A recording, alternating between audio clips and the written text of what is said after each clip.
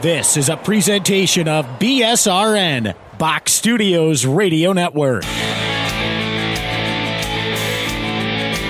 The Power Play Post Show is on the air, covering minor league hockey since 2003, and now covering the Binghamton Black Bears with news, reactions, and in-depth interviews only heard here. And now from the Box Studios in Kirkwood, New York, here is your host of the Power Play Post Show, Bob Howard.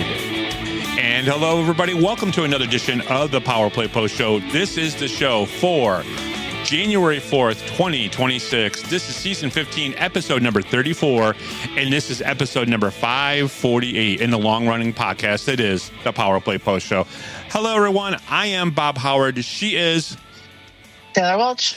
And hello, everyone. I just want to say it one more time. Happy New Year. It is 2026. Please write on your checks now, 2026. If not, okay, wait. All right. That's right. Nobody's writing checks anymore. So we don't have to worry about that. But you still have to type in 2026 on computers, right? That's still a thing, right? You still have to put in the date somewhere and still have to type it in, Taylor? I don't know. I think anymore it's pretty much like automatically there. Like you don't have to do much these days. Well, okay. All right. Well, the Black Bears finished up 9 games against the same 2 teams. That's right. The Danbury Hat Tricks and the Watertown Wolves. And in those 9 games, they went 8-1. So that's a pretty good stretch. And, you know, Taylor, something that you mentioned last week that I just want to bring up real quick. And then we're going to get into our first topic really, really fast, is that these games were actually interesting. Now, maybe the Watertown games were a little bit more interesting than the Danbury games because that was your process on that. But I think they held my interest, all 9 games, a little bit better than I thought they were going to. So I'm eating a little bit of crow and kind of, flipping back and saying it wasn't too bad. It's still 9 games against Watertown and Danbury, blah, but it was definitely a little bit better than I thought it was going to be. Your take on kind of the excitement level or the interest of those previous 9 games? I definitely think the interest was with Watertown over Danbury.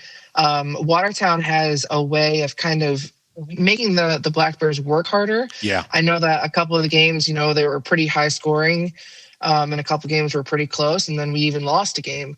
But to me, it's just the way that the Wolves don't like to give the Black Bears much space on ice. Yeah. So they very much they don't allow them to set up. They don't allow them to enter the zone and get their system going.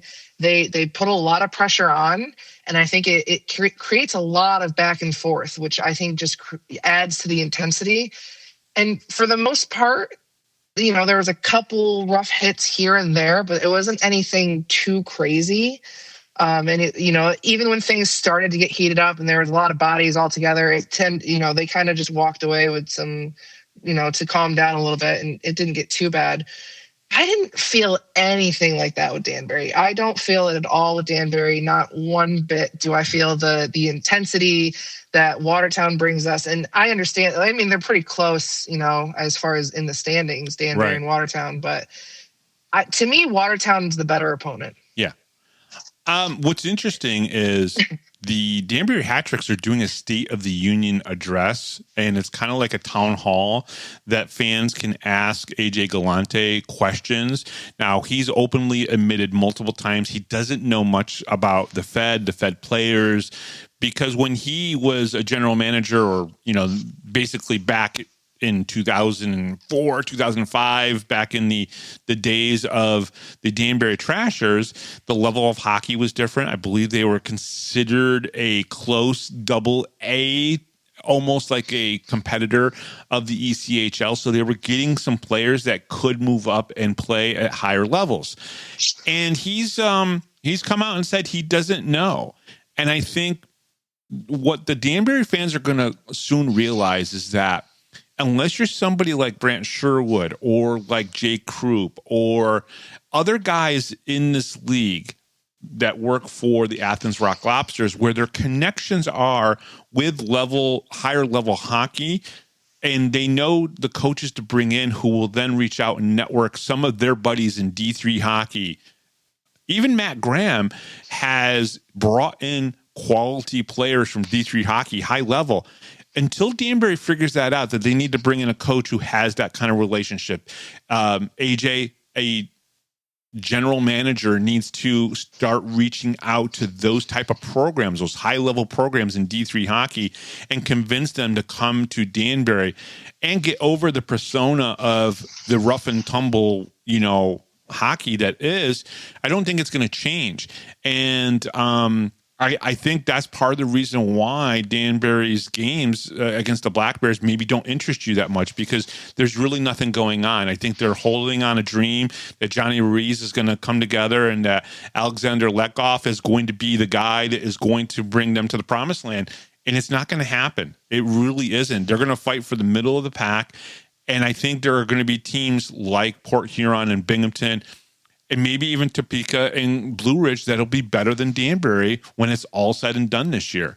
So I think there's got to be a shift in the way they recruit and the way they bring in players and the people that they bring in, Taylor, because if not, it's not going to be good. Now, I don't think Watertown is any better when it comes to organization, when it comes to recruitment and bringing in players.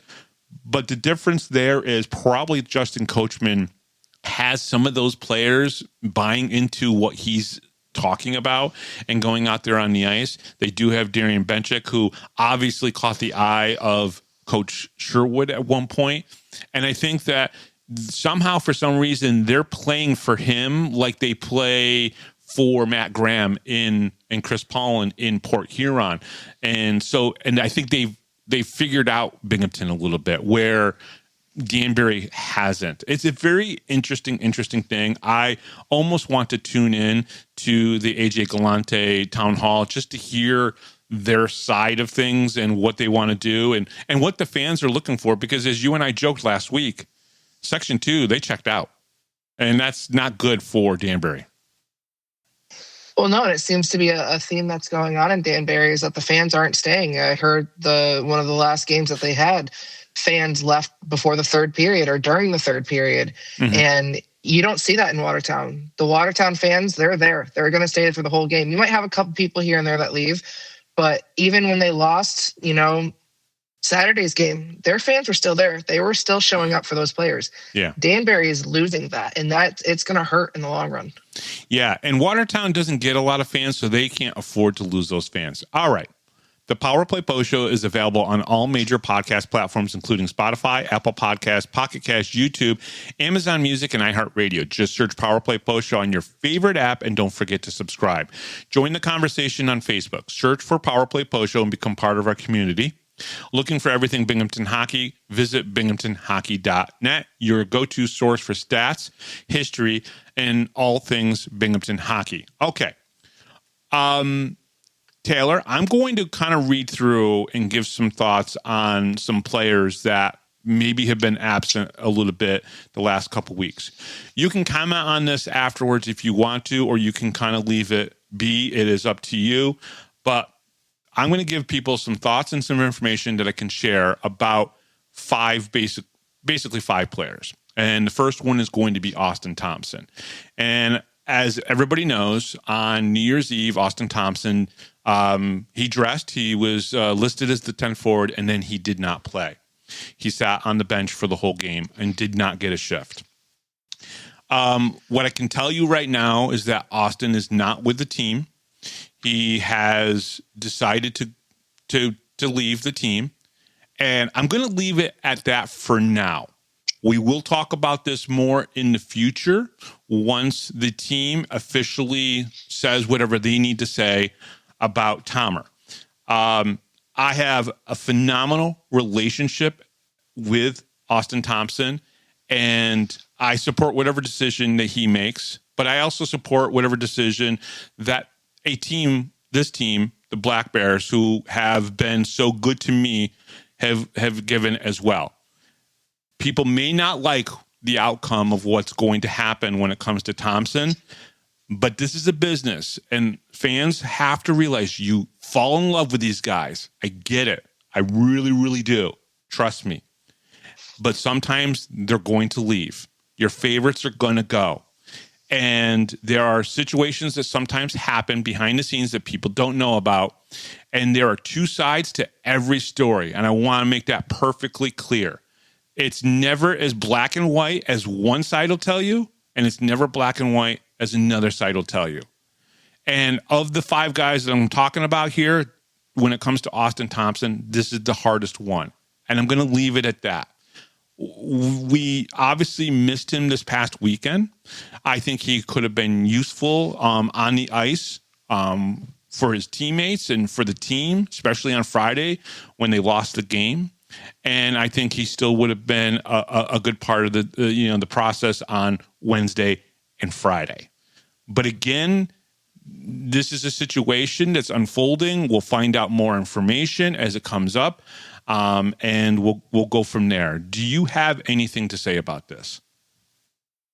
I kind of like the point that you made, that you support both sides. And I think that's something that should, I don't know, be reiterated maybe, is that you're allowed to support the player and you're also allowed to support the team at the same time. Yeah. Like, you can be okay with both parties and whatever story you want to believe. And I've always been told that there are three sides to every story: your side, their side, and the truth. Yes, no, that's true. So yeah, I know that he has a huge following with the fans. I know that there's a ton of people that absolutely love him. Yep. But every guy on this team is absolutely loved, and it's always hard. I know that, but again, just support him, support the team. You can do both. It's not gonna, you don't have to choose a side here. That's I think what ultimately I need to say. And that's I think what I was hoping I was trying to convey as well, which was I think you and I are on the same page here, which is you can support both and then move on. Okay, Chicho Lathlen, he's been gone for a couple weeks. He went back home for personal reasons, and I thought he was going to be back possibly on Saturday, which the team really could have helped or needed. But again, they fared out pretty well on Saturday. But Chicho should be back this week, I'm guessing. Now, Kyle Steffen, that was a complete surprise to me. I found out on Friday that Kyle was not going to be playing in Friday's game. I didn't ask about Saturday's game, but I assumed, because I'm pretty sure that the Black Bears stayed up in Watertown for the two games on Friday and Saturday. I don't know why Kyle did not play, but with no Kyle and then Jesse Anderson being called up. Now, Jesse's story is a little bit different. Jesse has a P1 visa that he needed to get re-upped. Can't do that here in the Fed yet. They're working on that. They are trying to work on that to make it so they can offer players P1 visas when they come and play here, when they're from Canada or Russia or Europe or one of those out of the country locations. Jesse went up and played with the Roanoke Rail Yard Dogs. When he gets his P1 visa, he will be back. It's that simple. Then Jacob Shankar is still on the IR. And if you've seen him in the arena, I've said this a couple times now, if you've seen him in the arena, you know that he's not ready to come back yet. Okay. So with those five people not playing this weekend, the team was down to only 9 forwards and 5 defensemen. And that's what they had to play Friday and Saturday. That's why this conversation is being had, because I'm not going to, and I want to make this perfectly clear to everybody that's listening, and I mean every single person that's listening. I am not going to hide away from sometimes the hard conversations that need to be had. We don't need to break people down. We don't need to drag people down into the lowest depths, but we can talk about situations that cause adversity for the team. The team went through an adversity this past week, and they went into the weekend men down. It's part of hockey. It's part of the business of hockey. That's just the way the business is. And it's good to have these conversations to let everyone know the team made it through. They're going to be fine. They're going to move on. They're going to get some players back, and they'll be stronger than ever. And that's how you have to look at it. So I just wanted to bring this up and talk about it. And now we can talk about the fun stuff. Black Bears end 2025 on a high note with a 9-1 win over the Watertown Wolves. December 31st, 2025, Visions Veterans Memorial Arena, game 26 of the season, Watertown Wolves at Binghamton Black Bears. First period, Gavin Yates gets the Black Bears on the scoreboard first with a goal at the 6:05 mark of the first, scoring his 15th goal of the season. The Black Bears take a 2-0 lead in the game with the 2:58 left in the first period off a Garrett Sargis 4th goal of the season. Nick Swain scores his 8th of the season with 31 seconds left to go in the period, making this a 3-0 lead for the Black Bears. My first question to you, Taylor, is your thoughts on a 5 o'clock start time. It was awesome. It was just, getting home early. My child was at her grandma's for the night. Jeremy was at work. I came home. The house was quiet, and I could kind of just sit and reset my house out of Christmas. Fair enough. So the early start was good. Getting out of the arena by 8 o'clock was good. And being able to, I liked it too. I'll be honest with you. All right. Starters in this game was Tyson Kirkby, CJ Stubbs, Ivan Bondarenko, Dan Weber, Dan Stone, and Dominic Tumay. Scratches was Austin DeRazio, hence why Dan Weber was moved up to the Dan Stone pairing. Chicho Lathlen and Wyatt Freelander. Now, Gavin Yates gives the Black Bears a 1-0 lead early in the game with 6 minutes. Just 6 minutes into the game, scoring his 15th of the season. And I got to be honest with you, he's just been so good. Zach Sirota took the first penalty of the game holding the stick, which the crowd completely disagreed with. I mean, it was loud boos. Even through my earplugs that I was wearing, I could hear the boos for that call when Zach got the holding of the stick. Yeah, I feel like if anything happens to Zach on the ice, the fan base gets pretty involved when it comes to him. It's almost like everybody else on the team as well. They're very it's like protecting their little brother almost. And I'm saying little because he's, I think, the smallest guy out there. But everyone very much wants to protect Sirota, and I think it's funny to me. Yeah. All right, Black Bears' first power play came at the 10:21 mark of the period after Cole Collette slashing call. Black Bears do not score on the power play opportunity that the Wolves gave them. 5-on-3 thrown in there. Garrett Sargis got his 4th goal of the season. Nick Swan scores his 8th goal of the season. Or Swain. Did I say Swan? I said Swan. Nick Swain scores his 8th goal of the season. Other than seeing the Black Bears score on the man up, this was a great period for the Black Bears as they keep rolling. Power play opportunities. Binghamton was 0 for 2. Watertown was 0 for 1. Shots on goal. Binghamton 15. Watertown 9. Second period with Zachary Ross and Ryan Gill, both in the penalty box for penalties. The Black Bears score on a 5-on-3 power play goal off the stick of Gavin Yates at the 10:14 mark. With Gill still in the box, serving his minor for a delay of game, Zach Sirota scored the Black Bears' second power play goal, making this a 5-0 lead for the Black Bears, with 9:29 left to go in the middle period. Kyle Steffen made this a 6-goal lead for the Black Bears, scoring his 4th goal of the season with just 3:58 left to go in the second period. Yeah, what was nice about this game, Taylor, was how they evenly distributed the goals throughout the game. Right? 3 goals in the first, 3 goals in the second. Foreshadowing, it's going to be 3 goals in the third. Unlike Saturday's game, where they're like, we're just going to wait until the end of the game and score all the goals just in one nice 20-minute period. Yeah, Saturday's game was insane because, you got 1 goal first period, 1 goal second period. You're like, all right, pretty, mellow game. And then that third period, and it was just like a back and forth. Our fans would scream, their fans would scream, and it was just constant back and forth. It was pretty funny. Yeah. Another 3 goals in the period for the Black Bears. Ivan Bondarenko continues his point streaks with 2 assists and in the second period, extending it to 18 games with at least a point. CJ Stubbs also 18-point streak. Our 18-game point streak is what was still, actually at that point it was still on the line. I cannot imagine the Black Bears going scoreless in the third period, which they didn't. So obviously that helped Stubbs. Stubbs was at 17 at this point in the game. Bondarenko was at 18. So Stubbs needed to get 1. The Black Bears get 2 more power play goals from Yates and Sirota. This was Yates' 8th power play goal, and this was the third this season for Sirota, which will continue adding to that throughout this episode. The Black Bears are again dominating the Wolves unless something drastically changes. The Wolves, this will continue. Now, what's funny about this is we just talked like 10 minutes ago. People could rewind 10 minutes ago and we could say, yeah, but they get in our way and they give us troubles and give us fits. one of the things you made it perfectly clear, and I think we can reiterate this, Watertown makes the Black Bears work harder even when they when they beat them 9-1 or 8-3. It seems like they have to work a little bit harder to beat Watertown at that score versus other teams that played it. Like when we beat Port Huron 9-1, it wasn't as difficult as beating Watertown 9-1. Does that make sense?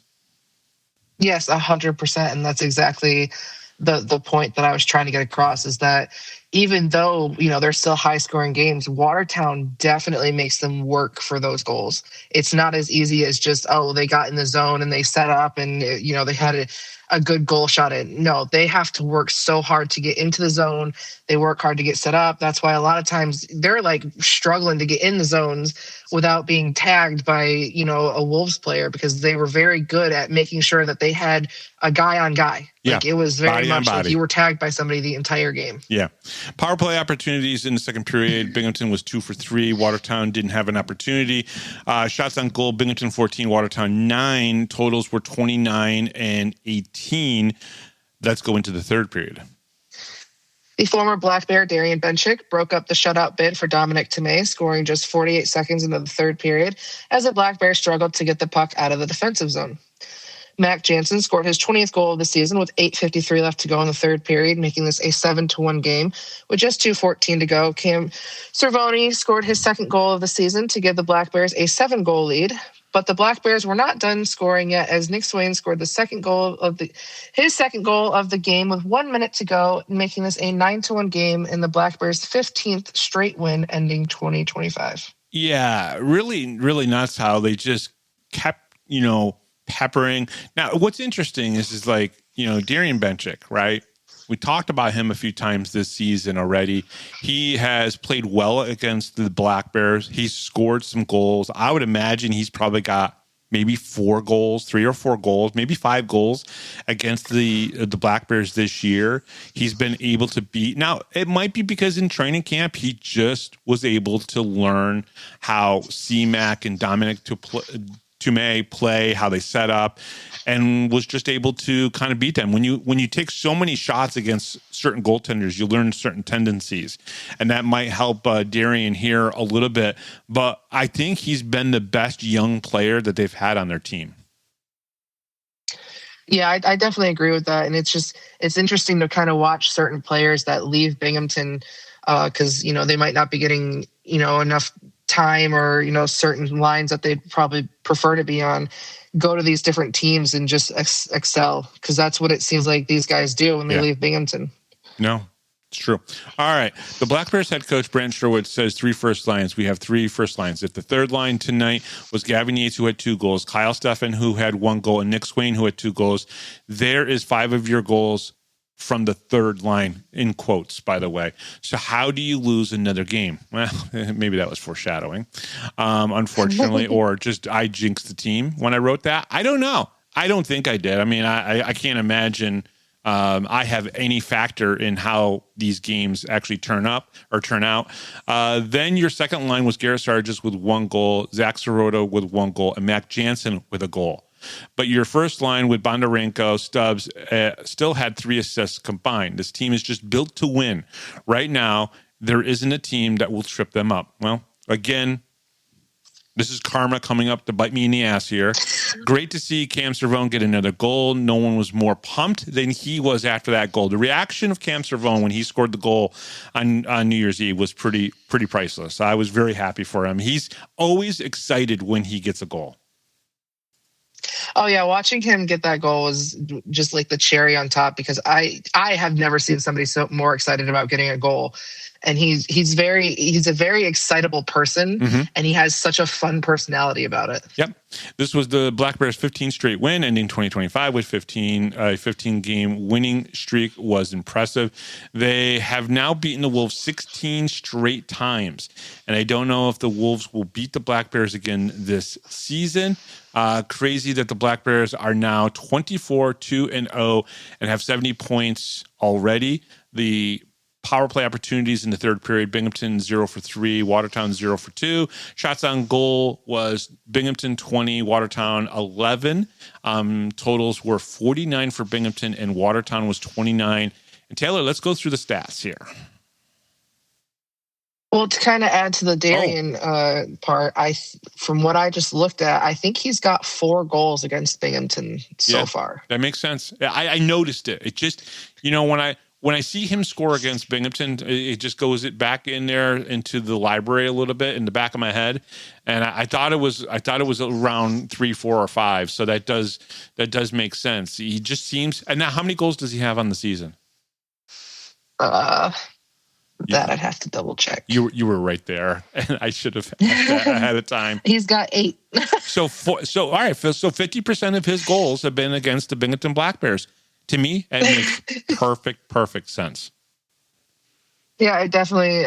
You said it, so I kind of wanted to just go and check it real quick because I've noticed it as well that he seems to be able to score against the Black Bears, which not too many people are able to do. Right. Black Bears send fans home celebrating 2025 with a 9-1 win. Gavin Yates scored his 15th and 16th goal of the season, assisting on 3 others for a 5-point night. Kyle Steffen scored his 3rd goal of the season and assisted on 3 others for a 4-point night. Nick Swain scored his 8th and 9th goals of the season and assisted on 2 others for a 4-point night. Ivan Bondarenko assisted on 3 goals. Jesse Anderson assisted on 2 goals. Mac Jansen scored his 20th goal of the season. Zach Sirota scored his 7th goal of the season. Cam Cervoni scored his 2nd goal of the season. Garrett Sargis scored his 4th goal of the season. Dominic Tomei won his 10th game of the season, saving 28 of 29 shots and improving to 10-1-0. The Black Bears winning streak improved to 15 straight. The Black Bears improved to 24-2-0 with 70 points and remain atop of the Empire Division. Mac Jansen with 20 goals, it just, he keeps just pecking away and gets a goal here, maybe gets a goal 2 games later, so on and so forth, just kind of sneaking up there, and boom, he's at 20 goals. Like, we've talked about Gavin Yates maybe more this season and some of the goals that he scored in the 4-goal game, right? Then we have Mac Jansen, and yet Mac Jansen's got 20 goals. It's a little sneaky, right? I feel like we've got quite a few sneaky players on our team. I really do. Like Nick Swain, like Teddy Bear Toss Night. He was, star of the show. Everybody was watching him. And then he's got some sneaky plays going on, and he's able to steal the puck, and he's, doing things to set up Gavin Yates, who got a beautiful goal that time. It was just, there's certain things that this team's doing that you're like, oh. Like, if you catch it, you're just, like, blown back by, like, what's actually happening. Yes, absolutely. All right, so now let's move to Friday, probably the low light of the 3 games. Well, I know that everyone's putting the blame on Derek because I think this is the only game he hasn't gone to this season so far. I think they said it on the broadcast, too. The fans and even the players were asking Derek where he was Friday, so I think everyone's putting the blame on him. It's not Derek's fault, by the way. Derek being there or me talking about things does not cause the Black Bears to lose or win. We are not a factor in this at all. It's about what happens on the ice. I want everyone to remember that. Derek and I are just amazing, legendary people. That's all. The streak ends. Wolves defeat the Black Bears in the first game of 2026, 4-3 in Watertown. January 2nd, 2025, Watertown Municipal Arena. Game 27 of the season, Binghamton Black Bears at Watertown Wolves.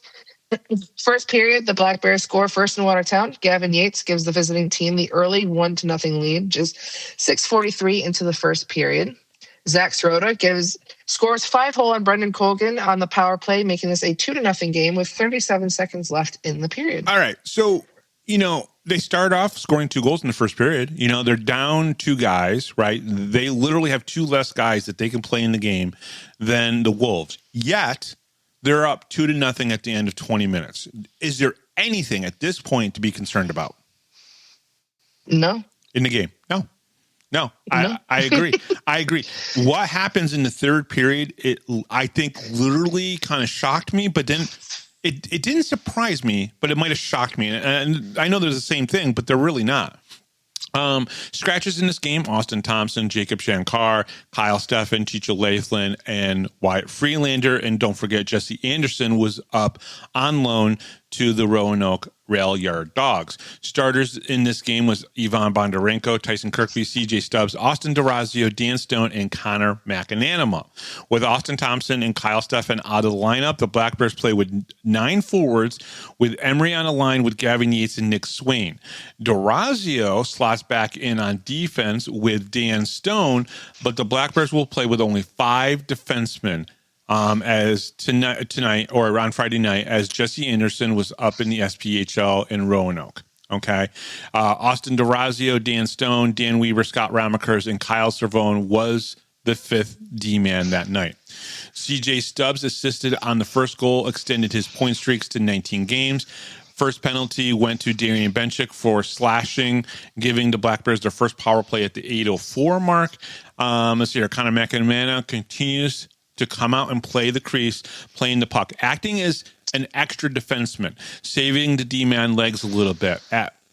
I counted in just the, and I was doing it with Alex Jones, honestly, because he was doing it on the broadcast as well. But he came out and played the puck 4 times. And so when you're 5-on-5, and sometimes obviously you see goalies do it on the power play. Right. But he was doing it during regular 5-on-5. Instead of staying in his crease, he was actually coming out almost halfway just to get the puck and feed it to someone.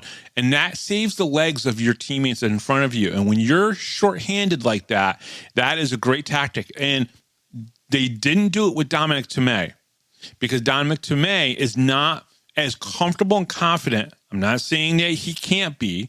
I'm saying that he's not right now with playing the puck like C-Mac is. C-Mac plays forward in the summertime. C-Mac has played forward in the past. He's played forward for the Binghamton Black Bears and got an assist at one point. So he has the great ability to be able to do that. That is such a huge, huge thing that the Black Bears have that other teams may not be able to do. And I thought that was great.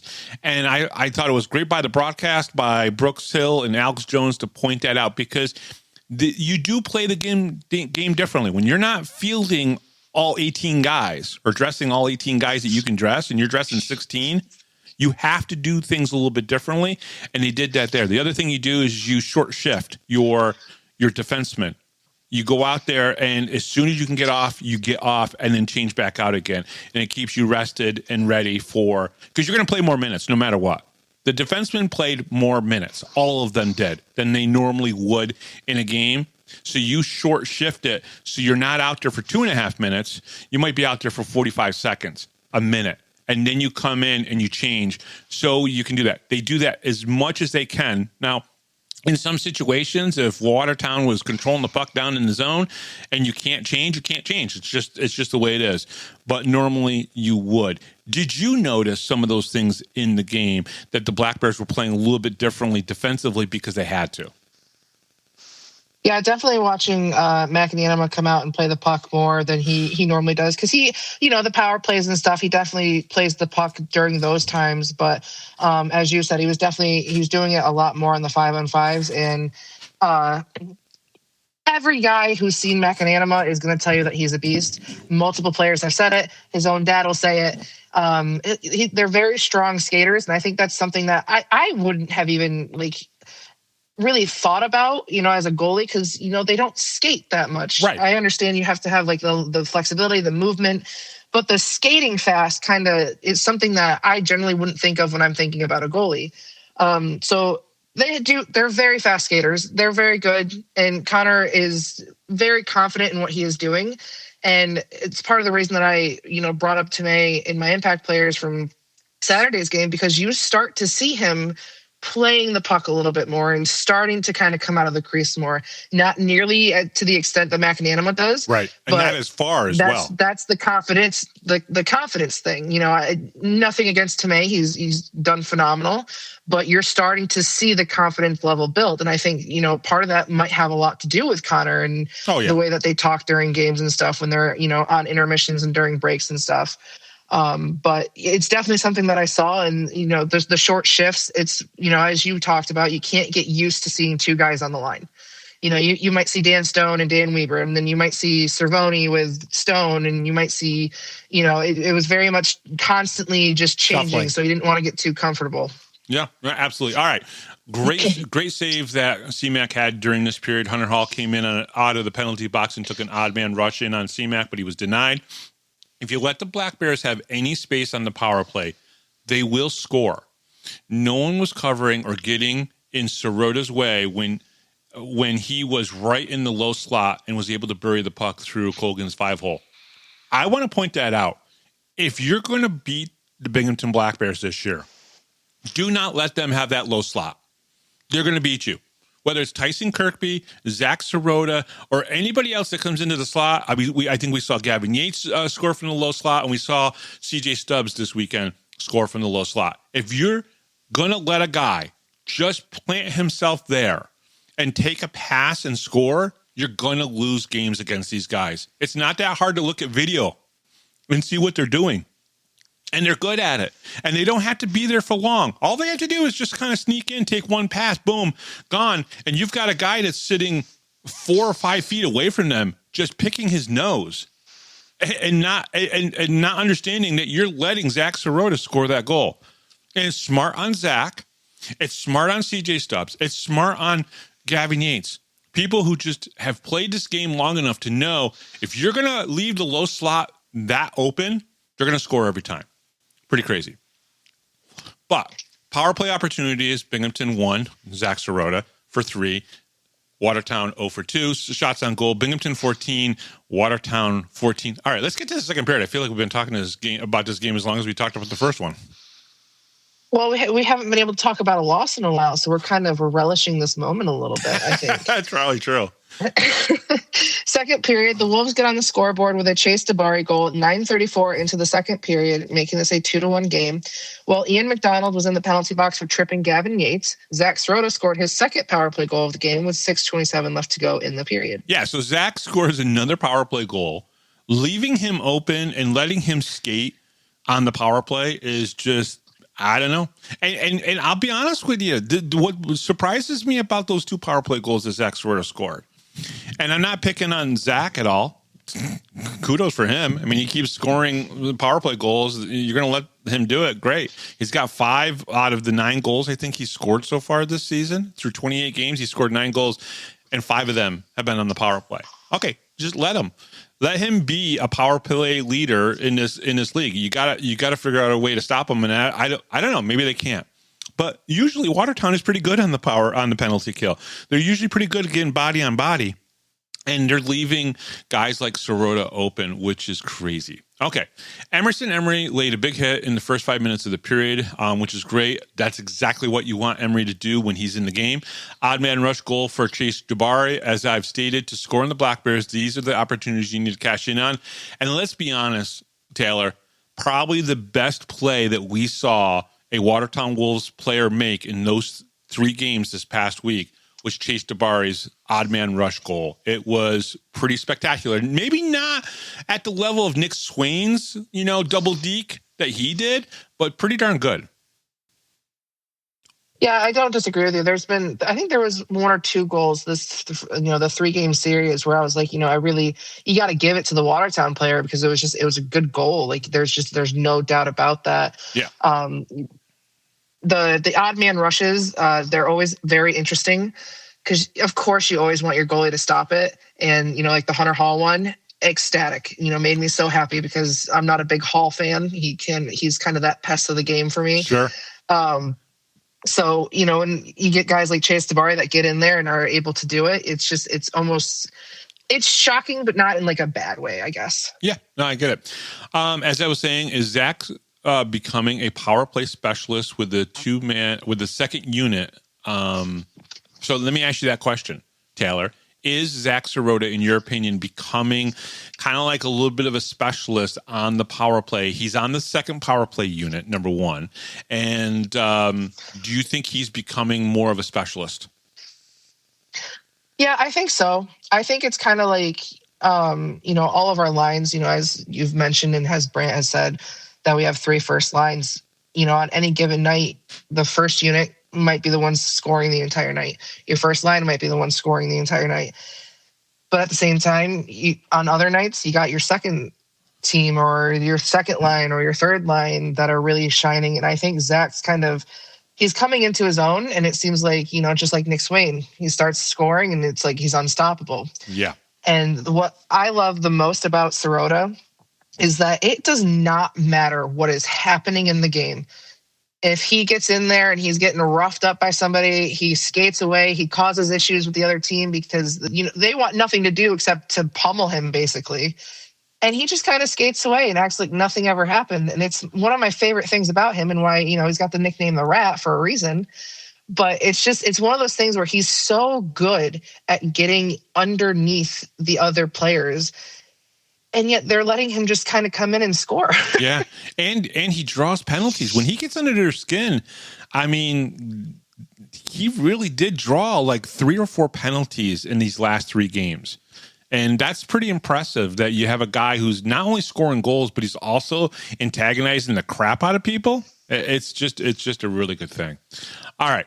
Ivan Bondarenko's assist on Sirota second goal extended his point streak to 19 games, matching CJ Stubbs, who had an assist earlier in the game. Both teams got a goal in the period. Both teams had an equal amount of chances. The Wolves know that the Black Bears are down 2 men. They are pressing, but the Black Bears' high skill is showing up. I expect short shifts by the defensemen in the third period.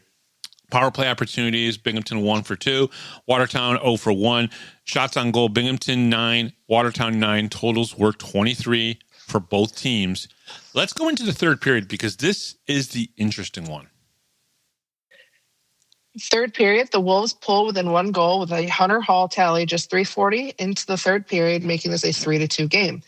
The Wolves get a power play goal with Zach Sirota in the penalty box for hooking, making this a 3-3 game off the stick of Igor Filipov.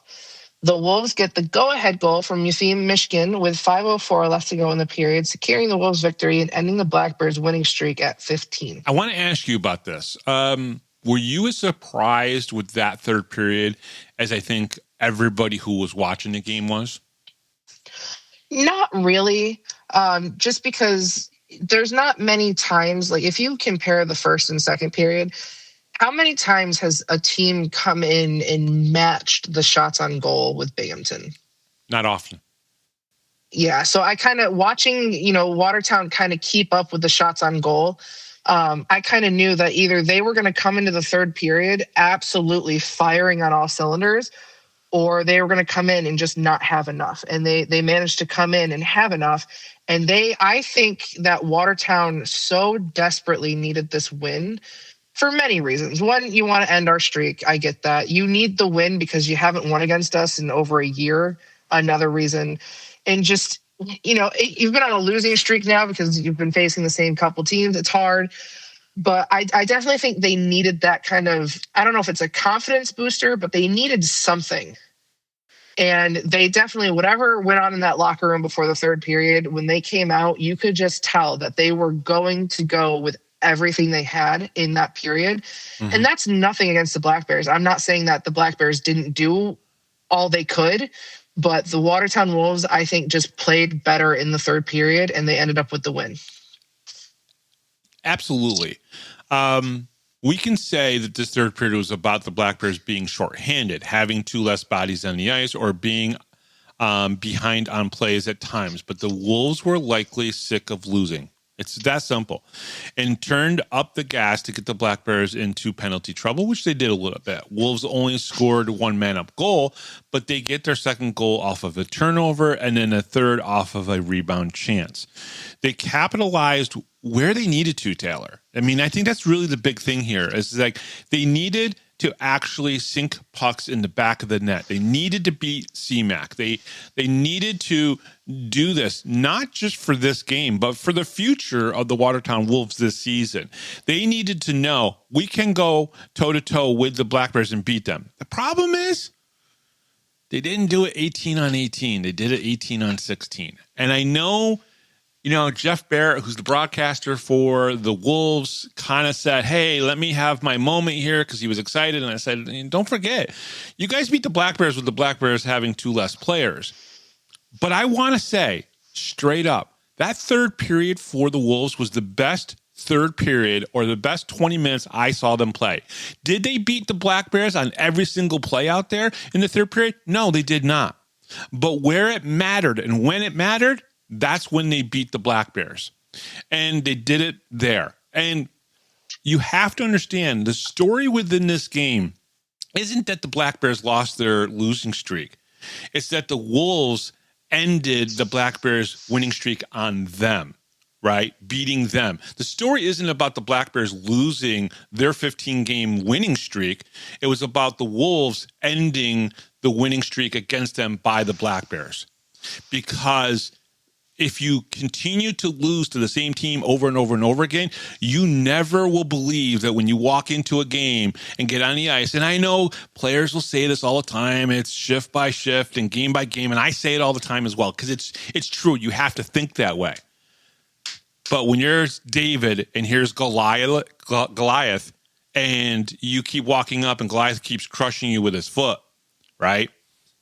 You have to find a way at some point, and they found a way here. I'm not saying that it means they're going to win the rest of the season, because last year they won the first game and then didn't win the next 7 games against the Black Bears, and then lost 2 games in the playoffs. But that's my thought on it. The Michigan go-ahead goal was another scenario where the Black Bears were playing beat on the play, and Michigan was able to score and capitalize on the play after fighting for a rebound that did not go in Binghamton's way. Did the Black Bears have some tired legs? Sure. But the third period was a Wolves period win. You can't argue that. Later in the period, the Black Bears fought valiantly, being down, understandably gassed, and behind on the play at times.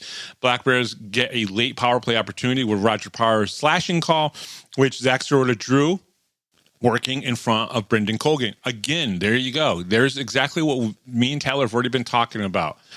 Zach Sirota is working hard in front of the net and draws a penalty. Black Bears pulled CMAC at the 18:43 mark. Black Bears took their timeout with 54 seconds left.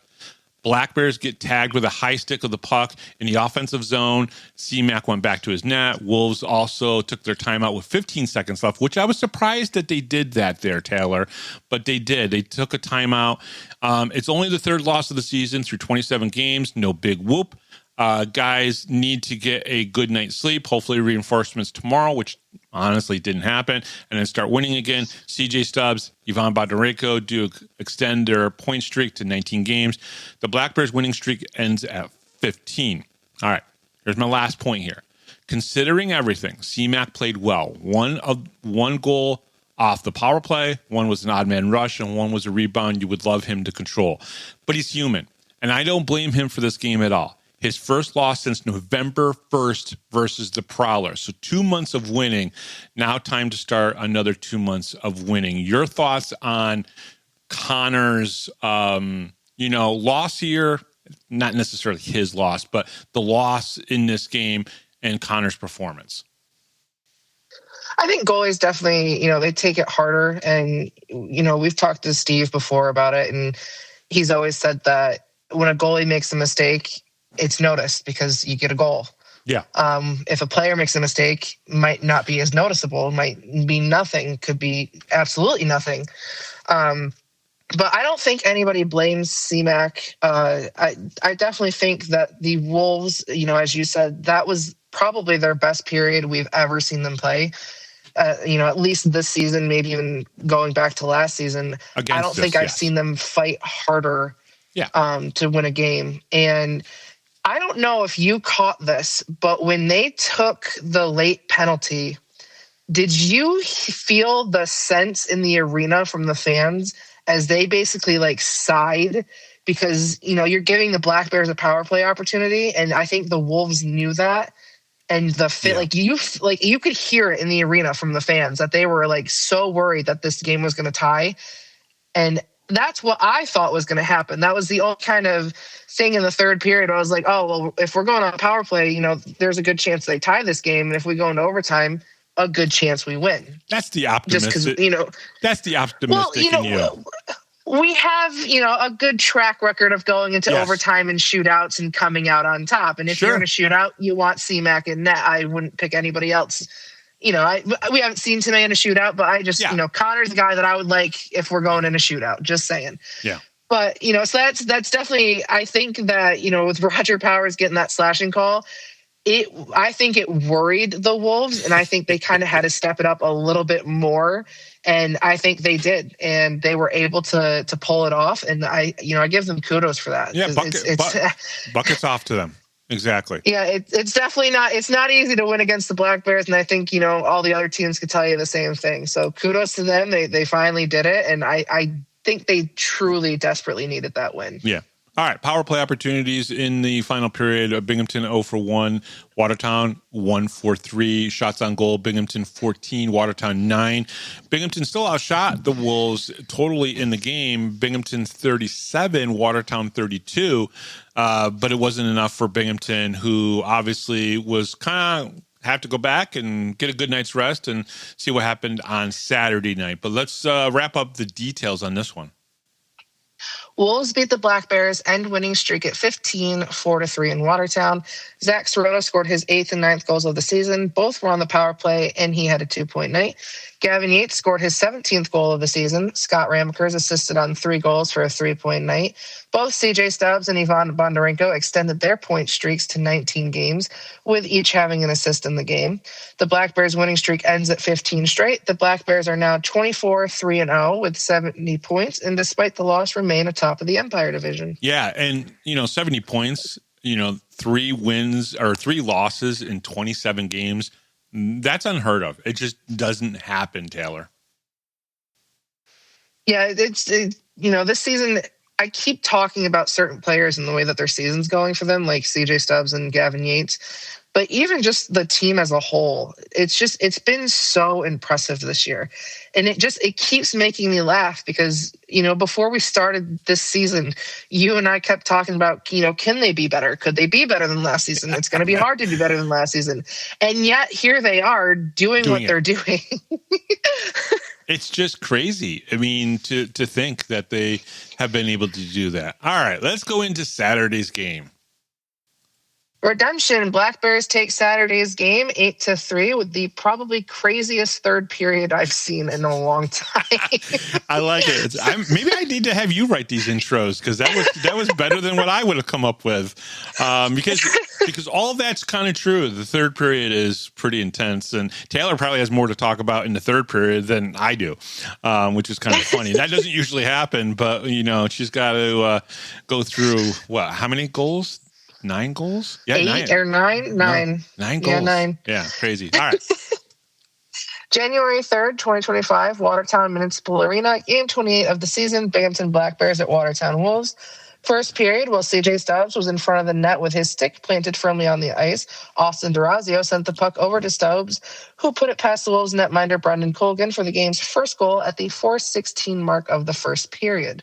All right, scratches in the game, Austin Thompson, Jacob Shankar, Kyle Steffen, Chicho Lathlen, and Connor McAnanima was scratched in this game. They gave Wyatt. Now, the funny part about this is the graphic came out, and it had Freelander in as the starter and Tomei is the backup. And we're all like, oh, all right, we're going to get to see Freelander. Yeah, this is an interesting move. You just lost a game the night before, and you're going to put the Rook in, right? Third start of the season, go get our winning streak started again, right? And no, it was still Tomei that got the start. So Garrett Sargis, Zach Sirota, Mac Jansen, Scott Ramekers, and Dan Weber get the starts on D, and Dominic Tomei. So let's talk about this, Taylor. Changing up the starting players, right? Now it's the same line, but instead of starting, the Tyson Kirkby line with CJ Stubbs and Ivan Bondarenko, he starts Garrett Sargis, Zach Sirota, and Mac Jansen. Your thoughts on that little change up there? I think it was good. Not necessarily like not having, Kirkby and Bondarenko starting and stuff, but just based on how Watertown threw their starters out, I'm kind of glad that we didn't have the same starting lineup. Not that anything happened, No, but just in case something did happen, because Watertown threw out the craziest starting lineup I've seen from anybody thus far, I think, in watching hockey for me. All right. May gets the start. Freelander is the backup. The Black Bears did have Freelander in the starter's position in the graphic, but they went with May instead. Yet no reinforcements tonight for the squad. They skate with 9 forwards and 5 defensemen, down 2 players for the second straight game. CJ Stubbs gets his 22nd goal of the season and extends his point streak to 20 games. Ivan Bondarenko got the secondary assist on the Stubbs goal. So he also got his 20th point, so to speak, in 20 or no, not 20th point in 20 games. He got a point in his 20th straight game.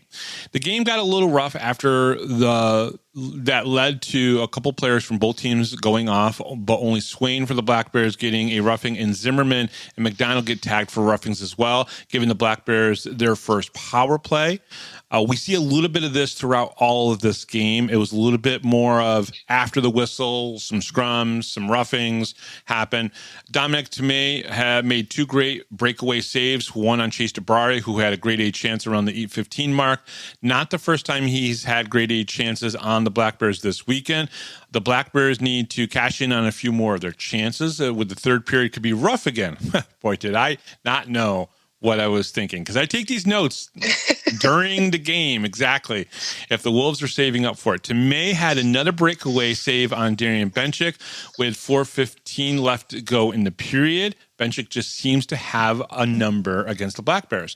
3 of the 7 shots on goal before the 17 mark of the first for the Wolves have been on the breakaway. Great opportunities that Tomei has been key on saving. Weber gets tagged for holding at the 19:03 mark, meaning that the end of the period will end under the power play or penalty kill, and the second period will start with Weaves with 1:03 of penalty kill still left to do. Power play opportunities: Binghamton 0 for 2, Watertown 0 for 0. Shots on goal: Binghamton 17, Watertown 8. Let's go into the second period. With Ian McDonald in the penalty box for holding, Austin DeRazio scored his 13th goal, which is his 10th man-up goal of the season, giving the Black Bears a 2-0 lead, just 2:16 into the second period. Now, one of the things I was surprised in here, but I was okay with, was that we'd only scored 2 goals through 40 minutes. We don't see that often with the Black Bears unless they're playing Twin City. So it was an interesting, weird thing, but nobody knew what we were going to get in the third period. And yeah, there we are, 2-goal lead going into the third, which isn't that far off what happened on Friday, right? You know, Friday we had a 2-goal lead going into the third, and that completely changed. All right, the Wolves start the period with a 1:03 of power play time, carryover from the first period. Trevor Newman boards Austin DeRazio, but he got right back up. You were at the game. You saw this. Dan Stone stood up for him, but they only got matching minors for roughing the Wolves' Corrigan. You saw this pretty good, and you said DeRazio got right back up. Yeah, he was down for a second because it was in the corner where the players' benches, we were sitting right next to. Yeah. So you kind of had to see through the players to see it happen. But when he was down on the ice, I had asked Jeremy, I was like, who's that? And he said it was DeRazio again, as referring as the last time he got boarded in Watertown. Mm-hmm. So at first I was like, oh no, because he hadn't gotten up right then, but it had just happened. And then he got up and he came to the bench, and you could tell he was I would say annoyed at what just happened, but nothing more than that. Really, kind of shook it off. So it was nice to see that it wasn't anything, too rough and too serious. And he got right up and, he came to the bench and he was back on the ice, no problem. It was great to see D-Raz get his 13th goal, and it was his 10th power play goal. He leads the team in power play goals with 10. A little gritty of a period between the two teams, a couple of scrums, which led to roughing calls. The Wolves are not getting the same chances that they did on the night before. Hopefully this carries over into the third period. Interesting. The Wolves' best period this weekend was still last night's third period. We will see if they can replicate it.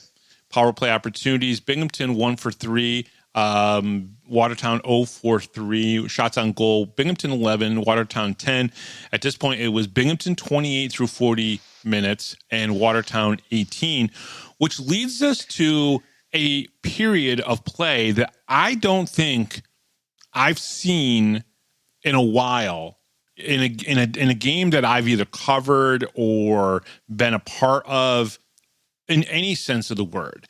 And it was just interesting to get 9 goals in the period after you just had 40 minutes of, it's like, I'm going to say it this way, and then I'll let you actually go through the goals. It was a tale of 2 games. 2 different games were played on Saturday night. The first 40 minutes where I thought defensively everybody played pretty well and Binghamton was able to cash in on 2 goals. And then the third period, which was run and gun, everybody just changed up. It was loosey-goosey and everybody was just moving and the defense wasn't as good. And the Black Bears basically outchanced and outshot and outscored the Wolves in that part. But why don't we run through the goals? Yeah, I don't think anybody, Wolves fans, Black Bear fans were ready for what happened in the third period. No. The Black Bears take a 3-0 lead after Gavin Yates scores his 18th of the season, top shelf on Brendan Colgan at the 4:50 mark of the third period. An odd man rush for the Wolves. They get on the scoreboard with an Igor Filipov goal, making this a 3-1 game at the 6:01 mark of the third period. Just 19 seconds later, the Black Bears get their 3-goal lead back with Tyson Kirkby's 8th of the season, making this a 4-1 game. CJ Stubbs scored the Black Bears' 5th goal of the game, his 22nd of the season, making this a 5-1 game at the 8:49 mark. The Wolves strike back quickly with a Darian Benchik goal just 21 seconds after the Stubbs goal, making this a 5-2 game. Zach Sirota scored his 10th goal of the season at the 11:05 mark of the third period, giving the Black Bears a 4-goal lead again. Just 40 seconds later, Dan Weber, or as they like to say in Watertown, Weiber, got his 2nd goal of the season, giving the Black Bears a 7-2 lead. The Wolves added their 3rd goal of the period off the stick of Hunter Hall with 7:37 left to go in the game. And with 35 seconds left in the period, Gavin Yates added his 2nd goal of the game, ending the scoring at 9 goals in the final period, but with the Black Bears' 8-3 victory. Your thoughts on that third period and all that scoring? Just absolutely insane. It was such a crazy thing to experience in person. Like, I can only imagine what the broadcast was sounding like. But to actually be there and to the back and forth of the fans, because we would cheer and they would cheer and then we'd cheer twice and then they would cheer. And it was just so confusing because you wanted, like, after, Friday night's game, both teams at this point want the win. That's, what it comes down to. Everybody was so excited. You each want your own team to win. And the fan involvement was just, it was so hysterical for that third period, right? Because of everything happening. Yeah. I'll be honest with you. At one point, I stopped doing my little stat keeping and just watched it. I just literally just put my good glasses on and just watched it. It was that's it. I was like, all right, I'll write all this stuff in a little bit later, kind of gather my thoughts, because you have to take it in. You almost have to take it in. If you're going to talk about it, if you're going to look at, you almost have to stop working and almost kind of take it in. And what was interesting about it was just 2 different styles of hockey that were played on Saturday night. In the first 40 minutes, both teams played a certain way, and then they changed it up completely in the third period, which means that the Wolves tried to basically replicate what they did the night before, which they did. They scored 3 goals in the third period. The difference is they also gave up 6 goals to the Black Bears, because when the Black Bears are on, and here's another thing that I've talked about many times.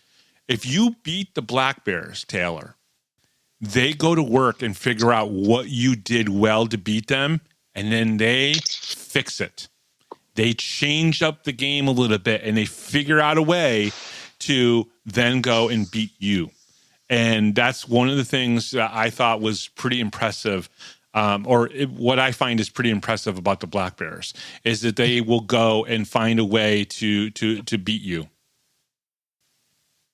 That's kind of why I think, Watertown not only getting the win was important for them, but I also kind of think that losing a game was important to us. I think it was important for the Black Bears to actually lose a game against a team like the Wolves, because, they push the Black Bears enough to make them have to work so hard that when you lose a game like this, it gives you something to really look at and be like, what do we need to do so this doesn't happen again? To be better. Because if you're constantly winning, it's hard to look at something and be like, well, I don't know if this is really working or not, because, if you face a team like Danbury who isn't giving you quite the edge that you're looking for, it's very hard to compare and be like, well, this is what we need to work on compared to, you lose a good game against the Wolves where it was pretty close.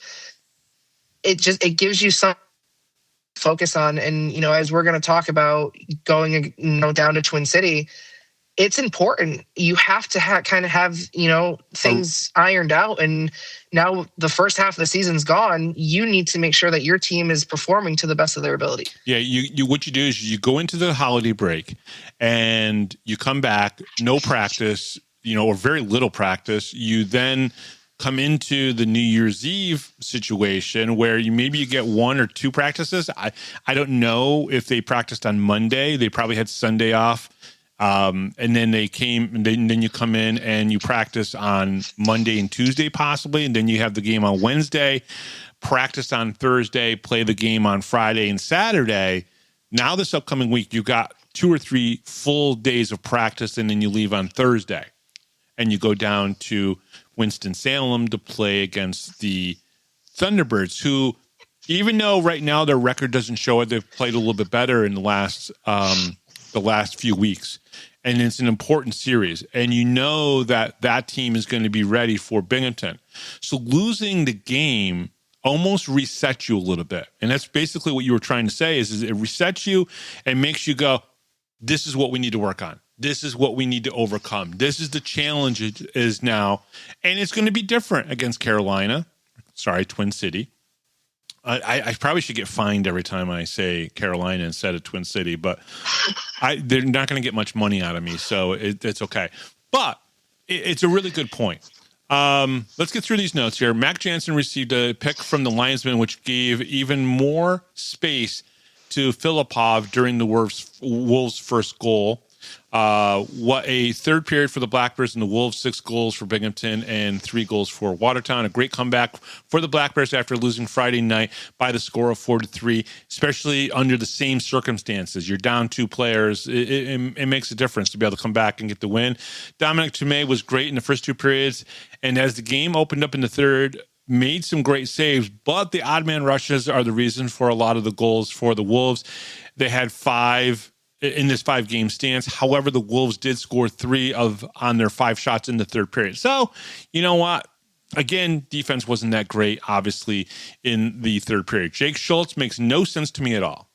Quits the game to be a linesman, then comes back in what seems to be a part-time, and now twice gets tagged for suspension because of his mouth. What a waste of talent. He has talent, but has no mental fortitude. He's going to get suspended again. I'm just blown away by Jake Schultz and the stupidity that goes through that guy's brain. I'm sorry. It's true. Well, now the fans, it's so easy for the fans because they know that, well, if they say anything to Jake Schultz, they can get him to say something back. Yeah. And, with the league now, if you get in trouble, your first time, if you get in trouble for, vulgar language or however they word it. I don't exactly remember how they worded it. Yeah. It's 2 games the first time, then 4, and then you get suspended for a year after so many times. Yeah. So it's almost like the fans now know that Jake can't handle being talked to when he's on the ice, and they know that they can get in his head very easily. Yeah. And so now it's almost easy for the fans to be like, well, we can get Jake Schultz out of the game twice when we're up here. Why not do it again and get him gone for a season? Yeah. Crazy. We'll see what happens with Jake Schultz, but, he's not going to play much hockey at this point for the next 2 weeks for the Wolves. Black Bears went 1 for 6 on the power play, but the penalty kill was perfect on all 4 chances against the Wolves in this game. With the Black Bears being down 2 men again, everyone contributed to this win. Even if they weren't on the score sheet, this was a team effort all around. You were at the game. Am I wrong on that comment? Pretty much every person had a role to play to win this game. Oh, definitely. It was noticeable. You could tell. That's why, like, I talked about Swain just because he was the kind of person that he hung out in the neutral zone and just kind of waited for somebody to mess up, and it happened. And it doesn't always work out that way, but in these kind of games where stuff like that is happening, especially in the third period like that, where it's just all this back and forth, you need everybody on the ice to give their all, and that's exactly what they did. Yeah. Now it's time to get Stefan Anderson and Lathland back in the lineup for the 2 games against Twin City next weekend. Power play opportunities in this game, Binghamton 0 for 1 and Watertown 0 for 1 in the third period. Shots on goal, Binghamton 15, Watertown 5. Now Watertown did score 3 times on those 5 shots. Binghamton's totals were 43 and Watertown's was 23. Taylor, let's take a deep breath for me right now and then go through this last part and wrap up the game. Black Bears end the first half of the season with a big 8-3 win. Gavin Yates scored his 18th and 19th goals of the season and assisted on another for a 3-point night. CJ Stubbs scored his 22nd and 23rd goals of the season and assisted on another for a 3-point night. CJ also extended his point streak to 20 games. Ivan Bondarenko also extended his point streak to 20 games with 3 assists in the game. Austin DeRazio scored his 13th goal of the season and assisted on another for a 2-point night. Tyson Kirkby scored his 8th goal of the season and assisted on another for a 2-point night. Zach Sirota scored his 10th goal of the season and assisted on another for a 2-point night. Dan Weiber scored his 2nd goal of the season. Dominic Tomei saved 20 of 23 shots, winning his 11th game of the season and improving to 11-1-0. The Black Bears improved to 25-3-0 with 73 points and remain atop of the Empire Division. And let me tell you, the fans were not happy with the way that he was saying Weiber. Every time they said it, it was, there was an uproar over there in the fan section. That's funny. Someone should have just tracked down Jay and told Jay to go tell the guy how to say it correctly. By the way, Dan Weber, that was his first goal ever in his career that was not reviewed. Because apparently every goal that he scores somehow gets reviewed, and this one did not. It was just like, all right, they scored. Probably everybody's looking at the box. Do we need to review this? It is Dan Weiber or Weber or whatever that you want to call them up in Watertown. Nope, no review. All right, excellent. Let's move on. Let's talk a little bit about the first half of the season. 28 games of the 56 game schedules has been played for the Black Bears. They are 25-3-0 with 73 points, which Taylor just mentioned. This is the best start to any Binghamton hockey franchise in the 53 years of Binghamton hockey. I looked it up. It's true. Best start for the Black Bears, which includes a 15-game winning streak and the second longest winning streak in Black Bears history. Early MVP candidate for the Black Bears and maybe even for the league at this point is CJ Stubbs. 28 games played, 23 goals, 35 assists for 58 points, 8 power play goals, 1 shorthanded goal, 8 game-winning goals. Taylor, your thoughts on the first 28 games? It's been so impressive, watching the Lions kind of form and fold into what they are now. Because at first it was kind of like, you've got all these, these star players and everyone constantly talks about how stacked our team is. And it's one of those things where you're like, well, how do you fit these guys in here? And Brant did, and he did it so well that on any given night you have, CJ Stubbs who can have a 5-point night, a Gavin Yates who can have a 5-point night, Austin DeRazio who could have a 5-point night. You've got guys scoring on every single line and just absolutely just dominating most of the ice out there. Mm-hmm. And I don't think we could have asked for anything better. Okay. Yeah. No, listen, again, you've already heard me say this is the best start in Binghamton hockey history of any team. Obviously, the Black Bears are included in that. So in their franchise, they've never had a season start this way. And if they just replicate this right here, they'll have 50 wins and 6 losses. And that would be 1 better than last year. So there is a chance there. There is definitely a chance that they could repeat if they can repeat the first half into the second half. There's a very good chance that they could beat last year's numbers, get more points, get more everything. So it's a great start. I think it'll be interesting to see how things go throughout the rest of the season. And who would have thunk? Taylor, I don't know if I would have thunk this. Without Don Oliveri, without, Dakota Bond, that we would see this team. I don't want to say this because it sounds bad. They're just as good or better. Right? No, I definitely, I understand what you're meaning by that because, everyone has such a soft spot for those two guys, especially. Yeah. But, everyone was waiting for the news that Brant made some kind of deal and got Don's rights back and that he was going to come play again. So, everyone was holding out for that hope. There's probably still people that are like, I'm hoping at some point something happens and he's able to come play a game or something, I'm sure even if he came and like Brant somehow convinced the league to let Don sign a celebrity contract or something, just something to kind of get Don on the ice one more time, I think would just absolutely throw the fans overboard. But it's so funny to kind of watch like how close you truly do get to these players.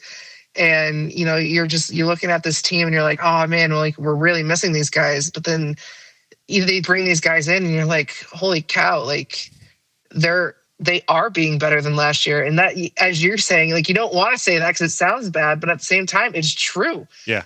And that's nothing against the team last year and nothing against the team from the previous years or the players that, have, come and gone, whether they retired or moved on to different teams or other leagues. But the Black Bears are they're just better. And it's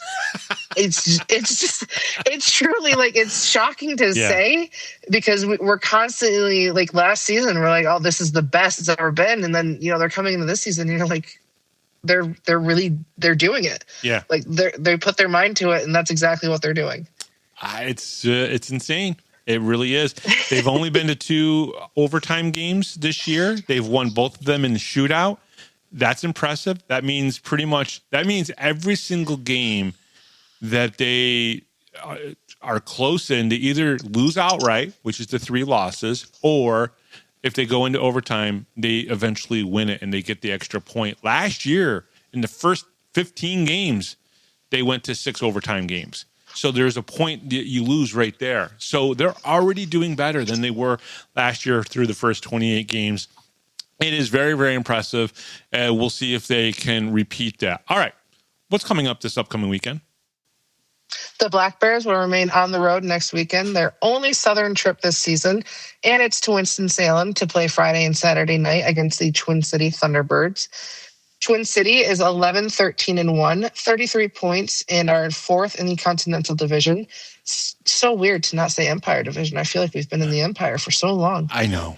Friday and Saturday's games have a 7:35 start time. This season, the Thunderbirds and the Black Bears have only met once, a 5-4 win for Binghamton on November 29th, with Jesse Anderson getting a power play goal in the 3rd period for the game winner. Okay, so you mean it wasn't CJ Stubbs? No, it wasn't. No, it was Jesse. Jesse had a big smile on his face, probably for the rest of that game, and then afterwards as well. He was very, very happy about that. Now, the game on Saturday, I think on the magnet schedule says 6:10 or 6:05, but on the league website, it does say 7:35 start time for Saturday's game. So I just want to let everybody know that. So if you go looking for the game at 6:05 and go, well, I guess they canceled it because they couldn't have done anything else but cancel the game.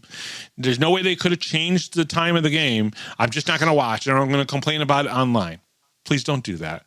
It's 7:35. They changed the time. Okay, it's that simple. We'll have a nice little preview, find out what's been going on with Twin Cities since the last time we saw them, because they have brought in some familiar faces for the Thunderbirds fans just in the last couple weeks. So the team is a little bit different. They are improving. They are definitely not the team that has been around the last 3 years making it to the finals. So it'll be very, very interesting. All right. The Power Play Post Show is available on all major podcast platforms, including Spotify, Apple Podcasts, Pocket Cast, YouTube, Amazon Music, and iHeartRadio. Join the conversation on Facebook. Search for the Power Play Post Show and become part of our community. You can even critique me and, call me out on stuff if you want to, because people have done it. Looking for everything Binghamton Hockey? Visit binghamtonhockey.net. And Taylor, before we sign off, officially, I just want to say, I hope the fans have been enjoying the YouTube shorts that I've been putting up, which are a mixture of some of the interviews, some of the important conversations that Taylor and I have been having. I hope people are enjoying that. They're anywhere from 4 minutes long to maybe 9 minutes long. I'm trying to keep them within that. And it's exclusive to YouTube, which I think is pretty cool. So hopefully you've been enjoying them, and hopefully the fans have been enjoying them as well. Yeah, I think so. The little snippets are always nice because it's something quick and easy to kind of click on, and it's the good, the gritty and the meats and the everything you want to hear in the podcast without having to listen to us ramble on about every little detail that we do sometimes. And it was we like to ramble, I guess. But hey, we get to talk about somebody other than Watertown and Danbury this upcoming week. So I'm sure we'll have a lot to talk about. Yeah, no, absolutely. So either way, thank you to Rob Lapolis, our MC, John Petitucci, our music director. I am Bob Howard. She is Taylor Welch. And we'll talk to you this upcoming Thursday right here on the Power Play Post Show.